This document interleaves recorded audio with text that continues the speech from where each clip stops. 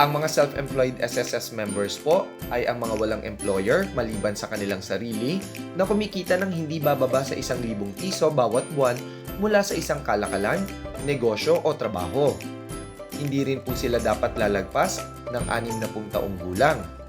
Mga kasosyo at nag-iisang nagmamay-ari ng mga negosyo, mga profesional na atleta, coach, trainer at hinete, mga aktor at artista, direktor, manunulat ng script at mga tagapagbalita na hindi kabilang sa kahulugan ng terminong empleyado, at iba pang mga taong self-employed na maaring matukoy ng Social Security Commission sa ilalim ng mga tuntunin at regulasyon na maaring itakda nito. Kaya para lagi po kayong updated sa aming mga videos, ay don't forget to click like and subscribe. Dito lamang sa Pera at Iba Pa!